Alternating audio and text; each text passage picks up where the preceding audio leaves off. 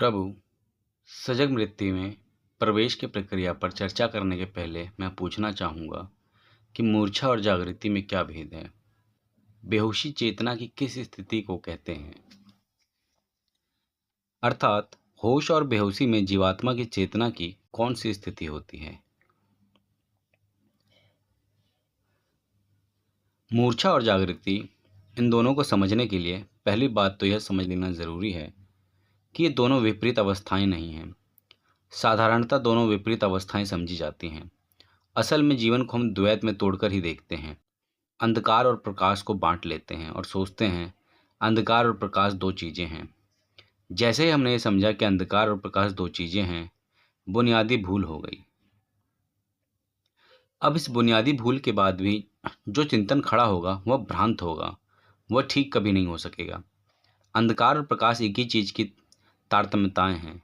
अंधकार और प्रकाश एक ही चीज़ के रूप हैं। अंधकार और प्रकाश एक ही चीज़ की सीढ़ियां हैं। जिसे हम अंधकार कहते हैं, उचित होगा कि कहें कि वह थोड़ा कम प्रकाश है। ऐसा प्रकाश जिसे हमारी आंखें नहीं पकड़ पाती हैं। जिस प्रकाश को हमारी आंखें नहीं पकड़ पाती हैं वह हमें अंधकार प्रतीत होता है। प्रकाश को हम कहें कि वह थोड़ा कम अंधकार है। ऐसा अंधकार जिसे हमारी आंखें पकड़ पाती हैं। अंधकार और प्रकाश ऐसी दो विपरीत चीज़ें नहीं हैं जो अलग अलग हैं। अंधकार और प्रकाश एक ही चीज़ की डिग्रीज, मात्राएं हैं। जो अंधकार और प्रकाश के संबंध में सच है वही जीवन के समस्त द्वंद्वों में सच है। मूर्छा और चेतना भी ऐसी ही बात है। मूर्छा को समझ लें अंधकार, चेतना को समझ लें प्रकाश। असल में मूर्छित से मूर्छित वस्तु भी बिल्कुल मूर्छित नहीं है। पत्थर भी मूर्छित ही नहीं है, वह भी चेतना की ही एक अवस्था है, लेकिन इतनी कम कि हमारी पकड़ के बाहर है। एक आदमी सो रहा है, एक आदमी जाग रहा है। जागना और सोना दो चीज़ें नहीं हैं। एक ही आदमी सोने और जागने के बीच में यात्रा कर रहा है। और जिसको हम सोना कहते हैं वह भी बिल्कुल सोना नहीं है, क्योंकि सोते वक्त हम जोर से बुलाते हैं राम। 500 आदमी सो गए हैं, 499 आदमी नहीं सुनते। जिनका नाम राम है वह आँख खोल कर कहता है कि कौन मेरी नींद खराब कर रहा है, कौन मुझे बुला रहा है। यह आदमी अगर बिल्कुल सोया था तो इसे सुनाई नहीं पड़ना चाहिए कि इसका नाम बुलाया गया। और यह आदमी अगर बिल्कुल सोया था तो इसे यह पहचान में नहीं आना चाहिए कि मेरा नाम राम है। इसकी यह नींद भी जागने की एक कम अवस्था थी। जागना थोड़ा फीका मध्यम हो गया था, जागना थोड़ा धुंधला हो गया था। फिर एक आदमी के घर में आग लगी है। वह रास्ते से भागे चला जा रहा है। आप उसको नमस्कार करते हैं, वह आपको देखता है फिर भी नहीं देखता। वह आपको सुनता है फिर भी नहीं सुनता। दूसरे दिन आप उससे पूछते हैं, कल मैंने आपको नमस्कार किया था, आपने उत्तर नहीं दिया। वह आदमी कहता है, मेरे मकान में आग लगी थी, मुझे उस वक्त सिवाय मकान की कुछ और नहीं दिखाई पड़ रहा था। मेरे मकान में आग लगी, मुझे सिवाय मकान के आसपास मकान में आग लगी है, इस आवाज़ के सिवाय कोई आवाज़ सुनाई नहीं पड़ रही थी। आपने नमस्कार किया होगा ज़रूर, आप मिले होंगे ज़रूर, लेकिन मैं न देख पाया, मैं न सुन पाया। यह आदमी जागा हुआ था या सोया हुआ था। यह आदमी सब अर्थों में जागा हुआ था, फिर भी इस आदमी के लिए करीब करीब सोया हुआ था। उस आदमी से भी ज़्यादा सोया हुआ था जिसने नींद में सुन लिया था कि राम। उस आदमी से भी ज़्यादा सोया हुआ था। सोना और जागना क्या है? पहली चीज़ यह कहना चाहता हूँ कि ये दो विपरीत चीज़ें नहीं हैं। पदार्थ और परमात्मा दो विपरीत चीज़ें नहीं हैं। नींद और जागरण दो विपरीत चीज़ें नहीं हैं। प्रकाश और अंधकार दो विपरीत चीज़ें नहीं हैं। शैतान और ईश्वर दो विपरीत चीज़ें नहीं हैं। बुरा और भला दो विपरीत चीज़ें नहीं हैं। लेकिन हमारी बुद्धि हर चीज़ को तत्काल दो में तोड़ लेती है। असल में बुद्धि ने सवाल उठाया कि उसने दो में तोड़ा नहीं। बुद्धि ने सोचा कि उसने दो में तोड़ा नहीं। सोचना और दो में तोड़ना एक ही चीज़ के दो नाम हैं। जैसे ही तुम सोचोगे तुम विभाजन करोगे। सोचना विभाजन की प्रक्रिया है। तुम तत्काल दो टुकड़ों में कर लोगे, और जितना सोचने वाला आदमी होगा उतने ज़्यादा टुकड़े करता जाएगा। फिर टुकड़े ही टुकड़े रह जाएंगे, और वह जो द होल, वह जो पूरा है, वह खो जाएगा। और उस पूरे में ही हर सवाल का जवाब है। इसलिए बुद्ध किसी सवाल का जवाब कभी नहीं खोज रह पाती है। बुद्धि हर जवाब में 25 सवाल जरूर खोज लेती है। कितना ही महत्वपूर्ण जवाब दिया गया हो, बुद्धि तत्काल उसमें से 25 सवाल खोज लेगी।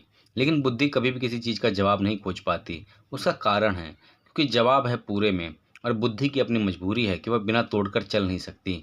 ऐसा ही हम समझें कि मैं यहाँ बैठा हूँ, मैं बोल रहा हूँ, मैं यहाँ मौजूद हूँ।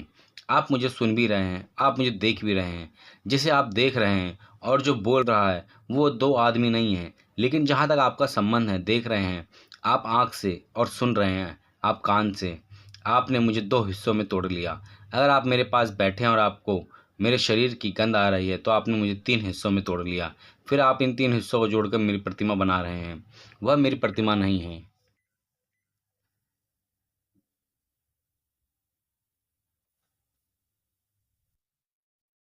वह आपका जोड़ है, और वह जो जोड़ हमेशा भ्रांत होगा, क्योंकि किन्हीं भी अंशों को जोड़कर पूर्ण नहीं बनाया जा सकता। पूर्ण तो वही है जो अंशों को तोड़ने के पहले था। तो जैसे ही हम पूछते हैं कि जागृति और मूर्छा, वैसे ही हमने तोड़ना शुरू कर दिया। मैं मानता हूँ कि एक ही है, लेकिन जब मैं कहता हूँ एक ही है तब मैं यह नहीं कह रहा हूँ कि जागृति ही मूर्छा है, मूर्छा ही जागृति है।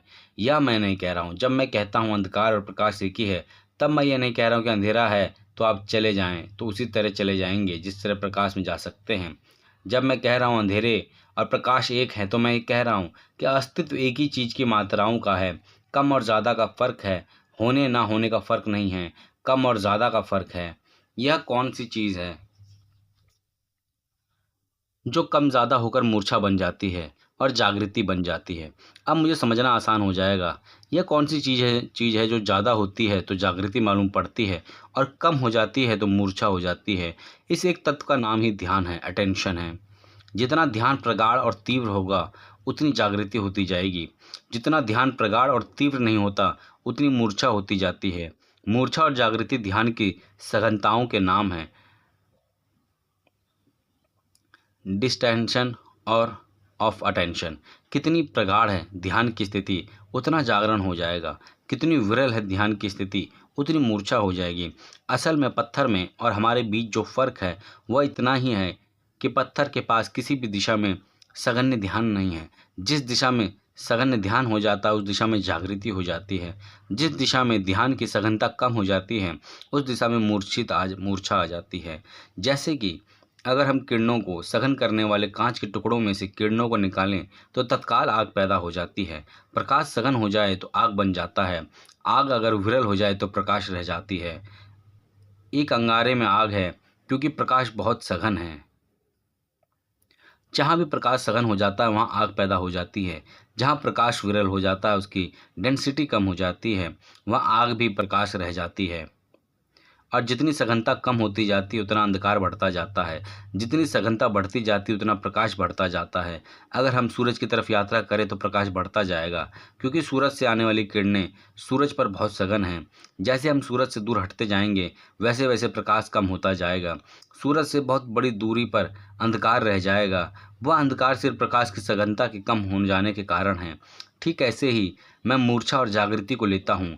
ध्यान है मूल तत्व, जिसकी तरलता, जिसकी सघनता, विरलता, जिसका ठोसपन तय करता है कि आपको जागृत कहें या आपको सोया हुआ कहें, आपको मूर्छित कहें कि आपको होश में कहें। और जब भी हम इन शब्दों का प्रयोग करेंगे तब ध्यान में रखना कि ये सारे शब्द रिलेटिव, सापेक्ष अर्थों में प्रयुक्त होते हैं। जैसे हम सब कहते हैं कि कमरे में प्रकाश है, तो उसका कुल मतलब इतना होता है कि बाहर जितना प्रकाश है उससे ज़्यादा है, इतना ही मतलब होता है। अभी इस कमरे में प्रकाश है क्योंकि बाहर अंधकार है। बाहर अगर सूरज निकला हो तो तीव्र प्रकाश हो तो ये कमरा अंधेरा मालूम पड़ने लगेगा। तो हम कहते हैं कि कोई चीज़ जागृत है या कोई सोया है, तब भी हमारा मतलब इतना ही होता है कि किसी की तुलना में। लेकिन भाषा में बड़ी कठिनाई है, क्योंकि अगर हम बार बार तुलना करें तो कहना बहुत मुश्किल हो जाएगा। इसलिए भाषा में हम शब्दों का प्रयोग एब्सोल्यूट अर्थों में करते हैं, जो कि ठीक नहीं है। ठीक तो हमेशा रिलेटिविटी ही होती है। हम यहाँ इतने लोग बैठे हैं, एक अर्थ में हम सब जागे हुए हैं, लेकिन यह बहुत ठीक नहीं है। यहाँ जितने लोग बैठे हैं उतनी मात्राओं में लोग जागे हुए होंगे। यहाँ हर आदमी एक साथ जागा हुआ नहीं है। इसलिए हो सकता है कि तुम्हारा पड़ोसी तुम्हारे अर्थों में सोया हुआ हो और तुम्हारा दूसरा पड़ोसी तुम्हारी तुलना में जागा हुआ हो। जागरण और मूर्छा के बीच जो तत्व यात्रा करता है वह ध्यान है। इसलिए हम ध्यान को समझ लें तो इन दोनों को भी हम समझ जाएंगे। ध्यान का मतलब है किसी चीज़ का बोध, अवेयरनेस, किसी चीज़ को पता चलना, किसी चीज़ का कॉन्शियसनेस में प्रतिबिंब बनना, और यह प्रतिफल ऐसा ही है हमारा।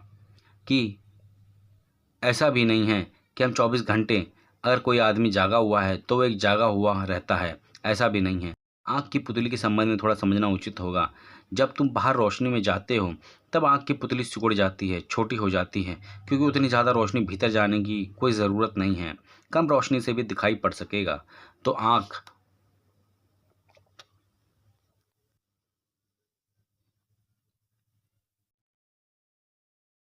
का फोकस छोटा हो जाता है। जब तुम प्रकाश से अंधेरे में आते हो तो आँख फैल जाती है, उसका फोकस बड़ा हो जाता है, क्योंकि जब अंधेरे में ज़्यादा भीतर जाएगा तो ही तुम देख सकोगे। जैसे कमरे में हम पूरे वक्त फोकस बदलते हैं, कितना लेंस खुला रहे, ठीक ऐसे ही आँख पूरे वक्त प्रकाश और रोशनी की तारतम्यताओं में अपने को बदलती है। जैसे हमारी आँख प्रतिपल फ्लेक्सिबल है, लोचपूर्ण है, ऐसे ही हमारा ध्यान भी प्रतिपल लोचपूर्ण है। तुम रास्ते पर चले जा रहे हो, अगर वह रास्ता परिचित है तो तुम्हारा ध्यान विरल होगा। अगर यह रास्ता अपरिचित है तो तुम्हारा ध्यान सघन होगा। अगर यह रास्ता रोज रोज वाला है, जिस पर तुम रोज आते हो और जाते हो, तो तुम्हें जागने की कोई ज़रूरत नहीं, तुम मूर्छित ही गुजरोगे। अगर यह रास्ता बिल्कुल अपरिचित है, जिस पर तुम कभी भी नहीं गुजरे हो, तो तुम जागे हुए गुजरोगे, क्योंकि अपरिचित होने की वजह से तुम्हारे ज़्यादा ध्यान की मांग होगी। इसलिए जो आदमी जितनी सुरक्षा में जिएगा उतनी मूर्छित जिएगा, क्योंकि सुरक्षा में जब सब परिचित है। जो आदमी जितनी असुरक्षा में, इनसिक्योरिटी में जिएगा, उतना जागा हुआ जिएगा। इसलिए साधारणतः ऐसा समझें कि खतरे के क्षणों को छोड़कर हम कभी जागते नहीं, सोए ही रहते हैं। अगर मैं तुम्हारी छाती पर एक छुरा रख दूं अभी, तो तुम जाग जाओगे, बहुत और अर्थों में, जैसे कि तुम अभी जागे हुए नहीं हो। क्योंकि जब तुम्हारी छाती पर कोई छुरा रखा जाएगा तो इतनी इमरजेंसी, इतने संकट की अवस्था पैदा हो जाएगी, इतनी आपातकालीन घड़ी होगी कि उस वक्त सोने को अफोर्ड नहीं किया जा सकता। नहीं, उस वक्त तुम सोए सोए नहीं रह सकते, क्योंकि इतने खतरे में अगर सोए रहे तो मरने का डर हो जाएगा। इतने खतरे में तुम्हारा सारा प्राण सघन हो जाएगा, तुम्हारा सारा ध्यान सघन हो जाएगा। एक छुरा ही रह जाएगा तुम्हारे ध्यान में और तुम छुरे के प्रति पूरी तरह जाग जाओगे। हो सकता है यह एक ही सेकंड के हो। खतरे के क्षण में ही हमारा ध्यान साधारणतः सघन होता है। खतरा निकल जाता है, हम फिर वापस अपनी जगह पर लौट आते हैं, फिर सो जाते हैं। शायद इसलिए खतरे का आकर्षण भी है। शायद इसलिए खतरे का आकर्षण है। खतरा हम उठाना चाहते हैं। एक जुआरी जुआ खेल रहा है, शायद ही हमें ख्याल हो कि जुआ खेलने में कौन सा रस है। खतरे का रस है। दांव के क्षण में वह जाग जाता है, कितना भी वह कभी जागा हुआ नहीं होता। एक जुआरी ने लाख रुपए दांव पर लगा रखे हैं, फांसे फेंकने को है। यह क्षण बड़े संकट का है, और इस क्षण में लाख इस तरफ या लाख उस तरफ हो जाने वाले हैं। इस क्षण में सोया हुआ नहीं रहा जा सकता, इस क्षण में जागना ही पड़ेगा। एक क्षण को, दांव का जो क्षण है वह ध्यान को प्रगाढ़ कर जाएगा। अब तुम हैरान होगे कि मेरी समझ में जुआरी भी ध्यान खोज रहा है। उसे पता हो या ना हो, यह दूसरी बात है। एक आदमी विवाह करके ले आया, फिर जिस पत्नी से वह रोज रोज परिचित हो जाता है उसके प्रति सो जाता है। बंधा हुआ रास्ता है, उसी पर रोज रोज आता जाता है। पड़ोस की स्त्री एकदम आकर्षक मालूम होती है, कुछ और बात नहीं है।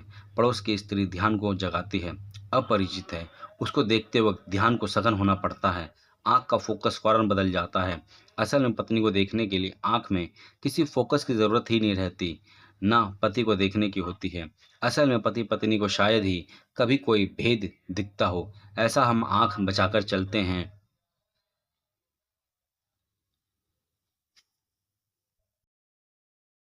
कि पत्नी पति को दिखाई ना पड़ जाए। इस तरह चलते हैं, इस तरह जीते हैं, वहाँ कोई ध्यान देने की ज़रूरत नहीं रह जाती। इसलिए दूसरे की स्त्री में, दूसरे के पुरुषों का जो आकर्षण है, मेरे हिसाब से ध्यान का ही आकर्षण है। उस एक क्षण में, पुलक में, एक क्षण को चित्त जागता है और जागना पड़ता है। हम किसी को देख पाते हैं। पुराने मकान की जगह नए मकान की दौड़ है, पुराने कपड़ों की जगह नए कपड़ों की दौड़ है, पुराने पद की जगह नए पदों की दौड़ है। यह सारी की सारी दौड़ बहुत गहरे में ध्यान के सघन होने की आकांक्षा है। और जीवन में जितना भी आनंद है, वह आनंद ध्यान जितना सघन हो, इस पर निर्भर करता है। आनंद के क्षण ध्यान की सघनता के क्षण हैं। इसलिए जिन्हें आनंद पाना है उन्हें जागना अनिवार्य है। सोए सोए आनंद नहीं पाया जा सकता। धर्म भी ध्यान की तलाश है, और जुआ भी। और जो आदमी युद्ध के मैदान पर तलवार लेकर लड़ने गया है वह भी ध्यान की तलाश में गया है, और जो आदमी जंगल में शेर का शिकार करने चला गया है वह भी ध्यान की तलाश में गया है।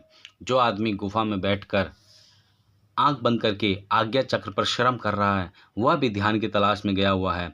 यह तलाश शुभ और अशुभ हो सकती है, लेकिन यह तलाश एक है। कोई तलाश वांछनीय और कोई अवांछनीय हो सकती है, लेकिन तलाश एक है। और कोई तलाश असफल हो सकती है और कोई सफल हो सकती है, लेकिन तलाश की आकांक्षा एक है। ध्यान का अर्थ है कि मेरे भीतर जो जानने की शक्ति है वह पूरी प्रकट हो, उसमें कोई भी हिस्सा मेरे भीतर पोटेंट ना रह जाए, बीज रूप ना रह जाए। मेरे भीतर जितनी भी क्षमता है जानने की वह पोटेंशियल ना रह जाए, एक्चुअल हो जाए, वास्तविक हो जाए।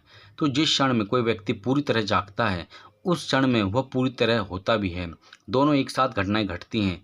जैसे एक बीज है, एक बीज में वृक्ष छिपा हुआ है, लेकिन पोटेंशियली संभावना है सिर्फ। बीज बिना उसको प्रकट किए भी मर सकता है। जरूरी नहीं है कि बीज से वृक्ष पैदा हो सकता है यह सिर्फ एक संभावना है, यह वास्तविकता नहीं है। फिर बीज वृक्ष हो जाए, यह भी कि बीज की दूसरी अवस्था है प्रकट। ऐसा कहें कि बीज जो है वह वृक्ष की अप्रकट अवस्था है तो गलत ना होगा। ऐसा कहें कि वृक्ष जो है वह बीज की प्रकट अवस्था है तो गलत ना होगा, क्योंकि वृक्ष में ही वही तो प्रकट हो गया है जो बीज में छिपा था। तो यदि हम ऐसा कहें कि निद्रा जागृति की अप्रकट अवस्था है तो गलत ना होगा, मूर्छा जागृति की अप्रकट अवस्था है तो गलत ना होगा। या हम ऐसा कहें कि जागृति मूर्छा की प्रकट अवस्था है तो गलत ना होगा। और कौन इसमें से यात्रा कर रहा है जो बीज में भी था और वृक्ष में भी है, क्योंकि एक तो कोई होना चाहिए, नहीं तो बीज और वृक्ष को जोड़ेगा कौन। बीज अगर वृक्ष बनता है तो बीज में कोई सेतु होगा और बीज में कोई यात्रा करने वाला होगा जो बीज में भी था और वृक्ष में भी है। वह मध्य का कौन है जो दोनों के बीच यात्रा कर रहा है, जो बीज में छिपा था और वृक्ष में प्रकट हुआ है। वह कौन है? वह ना तो बीज हो सकता है ना वृक्ष हो सकता है। इसको थोड़ा समझ लेना।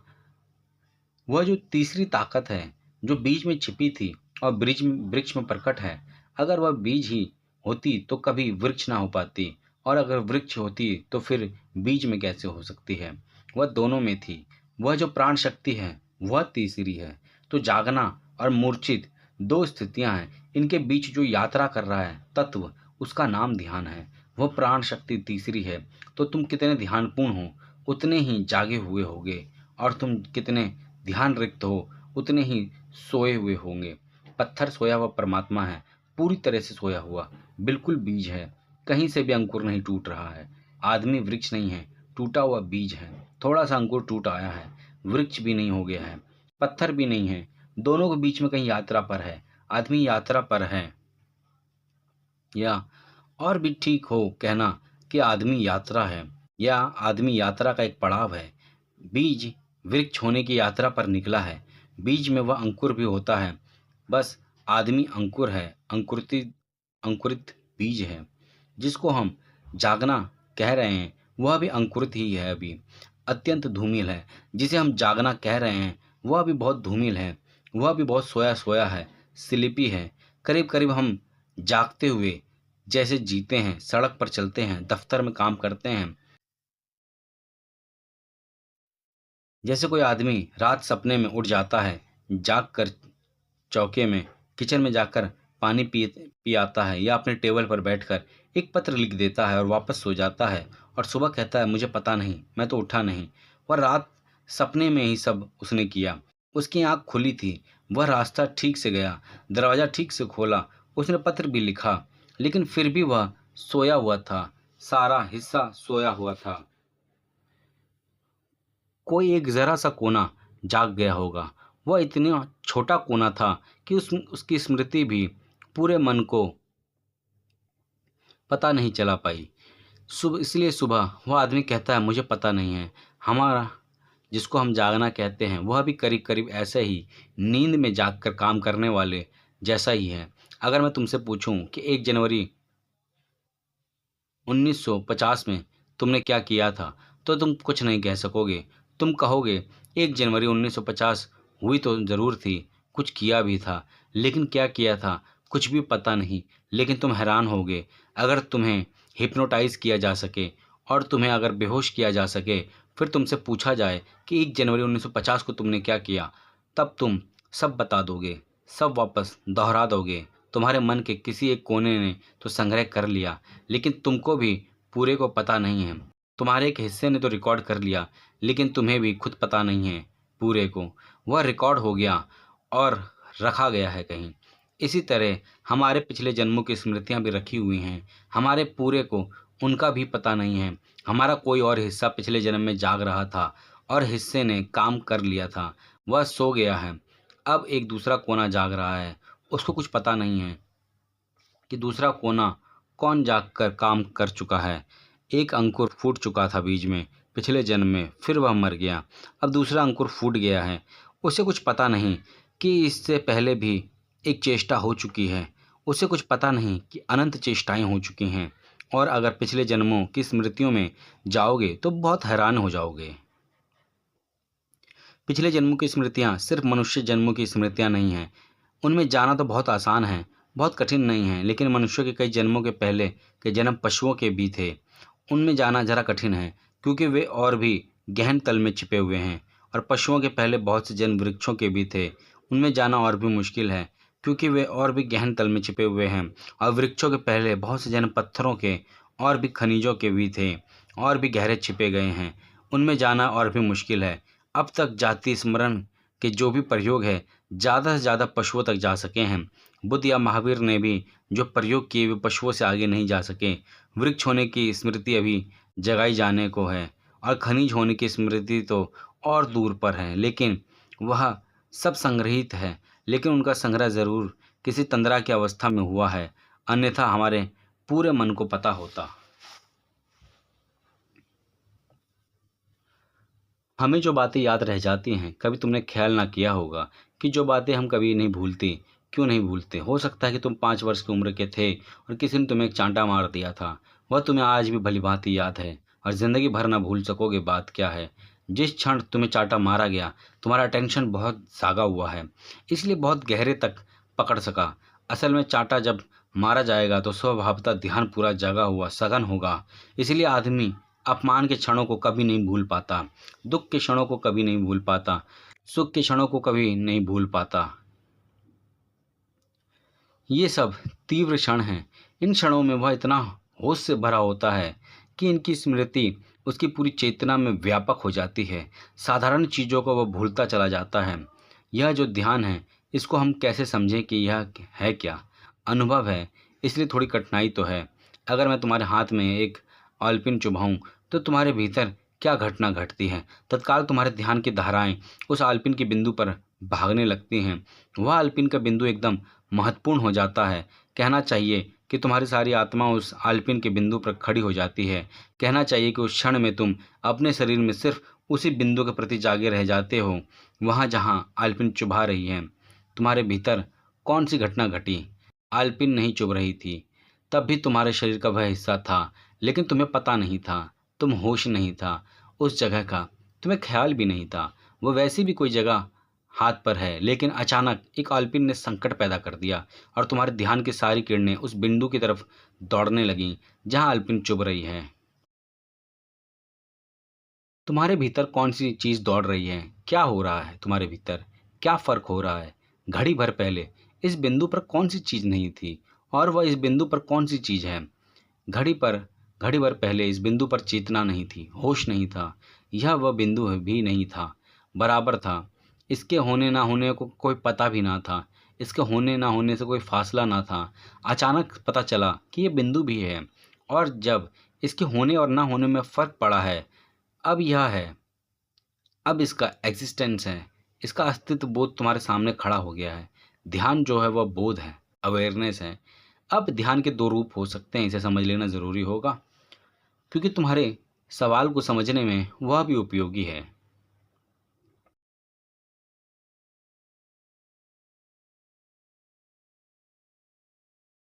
ध्यान के दो रूप होते हैं। एक को जिसे हम कंसंट्रेशन कहें, एकाग्रता कहें। और एकाग्रता को समझने के लिए जानना जरूरी है कि जब एक बिंदु पर तुम्हारा ध्यान एकाग्र हो जाता है तो शेष सारे बिंदुओं पर तुम सो जाते हो। अभी मैंने तुमसे कहा कि तुम्हारे हाथ में एक आलपिन चुभा दी गई है, तो तब आलपिन आलपिन जिस जगह पर चुभ रही है वह तुम्हारी चेतना पहुंचेगी। तुम्हें शेष सारे शरीर का बोध भूल जाएगा। असल में बीमार आदमी सिर्फ उन्हीं अंगों में जीने लगता है जो बीमार होते हैं, बाकी उसका शरीर समाप्त हो जाता है। जिसका सिर दुख रहा है वह सिर ही हो जाता है, बाकी उसका शरीर नहीं रह जाता। जिसका पेट दुख रहा है वह पेट ही रह जाता है। जिसके पैर में कांटा चुभ रहा है बस वह उस कांटे की जगह को ही उसका सब हो जाता है। वह ध्यान ही एकाग्रता है। तुमने अपनी सारी चेतना को एक बिंदु पर अटका दिया। स्वभावता जब सारी चेतना एक बिंदु पर अटकती है और एक बिंदु की तरफ दौड़ती है तो शेष सारे बिंदु शून्य हो जाते हैं,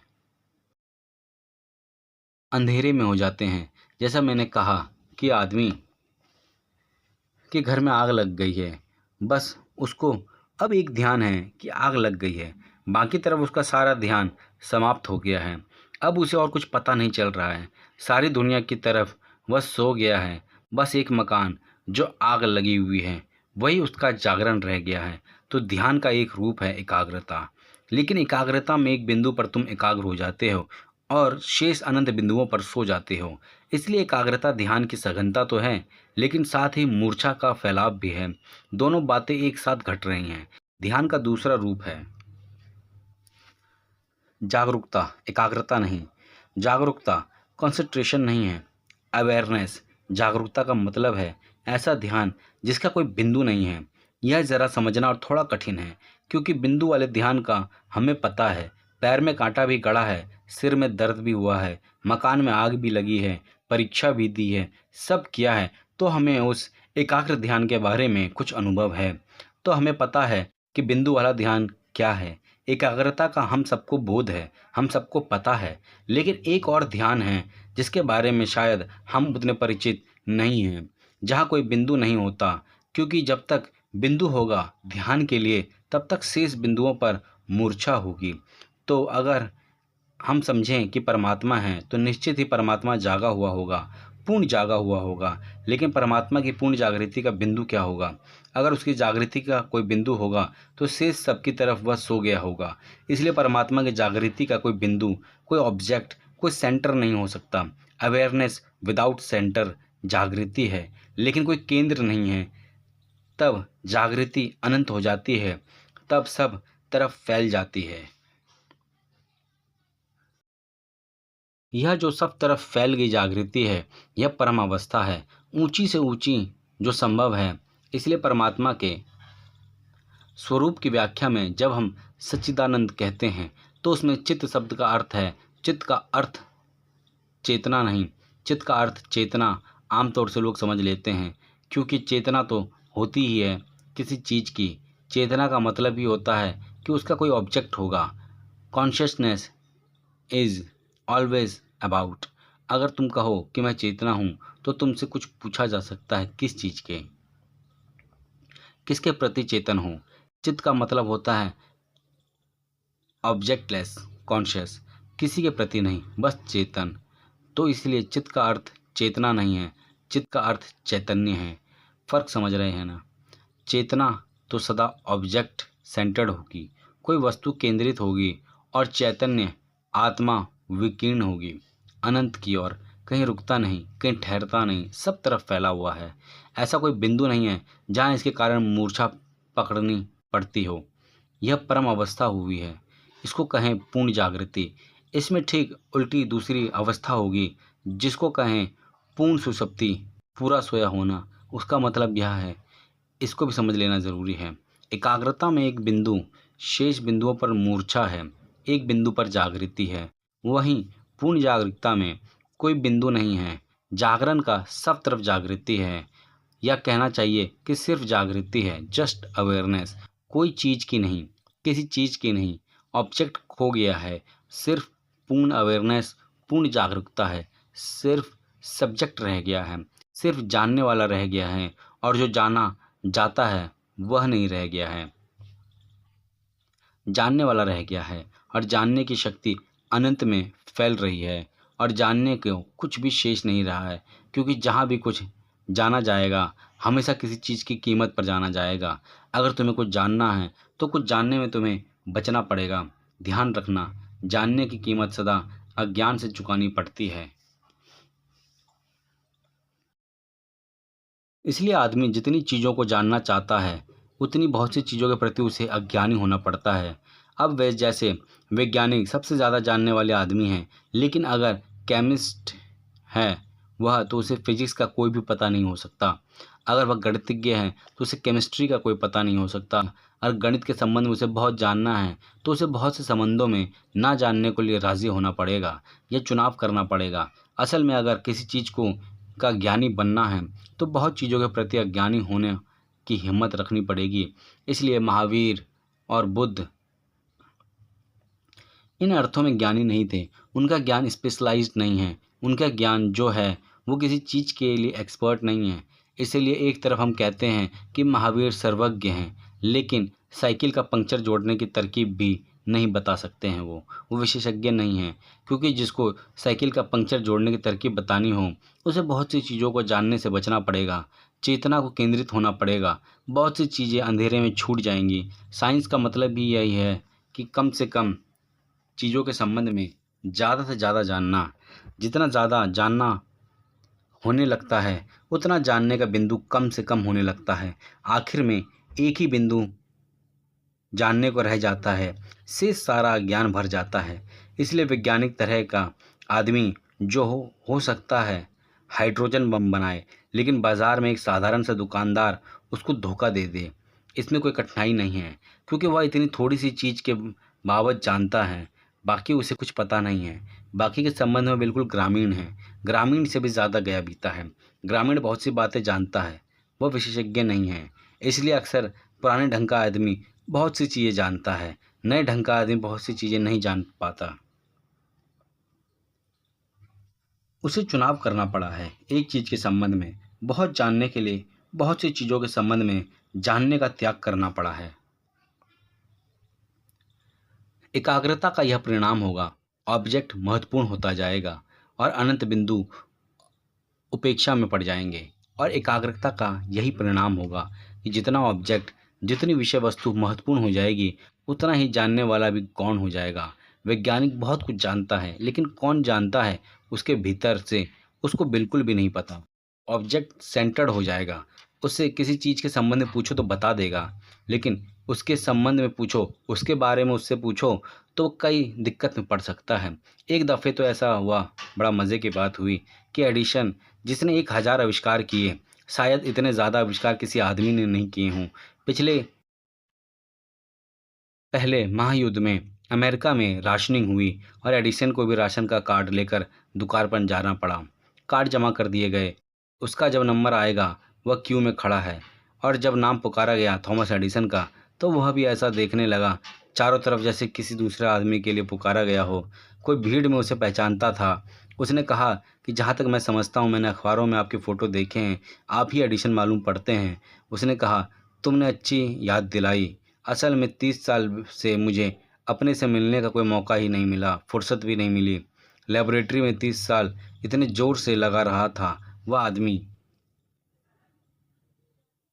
और फिर वह इतनी कीमती आदमी था कि उसका कोई नाम लेकर तो बुलाता ही नहीं था। वह अपना नाम भूल गया। 30 साल से किसी ने उसका नाम भी नहीं लिया था उसके सामने। चेतना का जो तीर है, अगर वो किसी वस्तु की तरफ बहुत तीव्रता से लग गया तो कॉन्सेंट्रेशन होगा, लेकिन सारे जगत के प्रति अंधकार हो जाएगा और अपने प्रति भी अंधकार हो जाएगा। आखिरी अवस्था की जो मैं बात कर रहा हूँ, वह ऑब्जेक्ट खत्म हो जाएगा, सारे बिंदुओं पर प्रकाश हो जाएगा और साथ ही उस बिंदु पर भी प्रकाश हो जाएगा जो मैं हूँ। यह अनफोकस्ड लाइट होगा। प्रकाश ना कहे, हम इसे आलोक कहें। प्रकाश और आलोक में इतना ही फर्क है, ये पर्यायवाची नहीं है। जब सूरज उग जाता है तब जो होता है वो प्रकाश है, और जब रात खत्म हो जाती है और जो सूरज नहीं उगा होता, तब जो होता है वह आलोक है। अनफोकस्ड, अनसेंटर्ड सिर्फ आभा है। तो परमात्मा सिर्फ आभा है, या परम जागृति में पहुंची हुई स्थिति सिर्फ अभी आभा की है। इससे ठीक उल्टी स्थिति अंधकार की या पूर्ण सुसुप्ति की है। ऐसा समझें, पूर्ण जागृति में ना तो जानने वाला का बिंदु बसता है, ना जानी जाने वाली चीज का बिंदु बसता है, सिर्फ आभा रह जाती है अनंत, जो एक अर्थों में सब जानती है लेकिन एक अर्थों में कुछ भी नहीं जानती। इस अर्थ में सब जानती है क्योंकि अब कुछ भी नहीं बचा जो उसके प्रकाश के बाहर हो, और एक अर्थों में कुछ भी नहीं जानती क्योंकि कुछ भी ऐसा नहीं बचा जिस पे उसने जानने की चेष्टा की हो। अगर वह जानने की चेष्टा करे तो बाहर दूसरी चीज अनजानी छूट जाएगी। वैज्ञानिकों के अर्थों में यह ज्ञान नहीं होता, एक कवि के अर्थों में यह ज्ञान होगा। दूसरी साधारण अवस्था है एकाग्रता की। जबकि हम चीज को जानेंगे सबको भूल जाएंगे, अपने को भी भूल जाएंगे, और इससे पहली प्राथमिकता अवस्था है जब ना तो हम वस्तु को जानेंगे ना अपने को जानेंगे, पूर्ण अंधकार होगा। ना तो हम किसी चीज को जान रहे हैं, एकाग्रता भी नहीं है,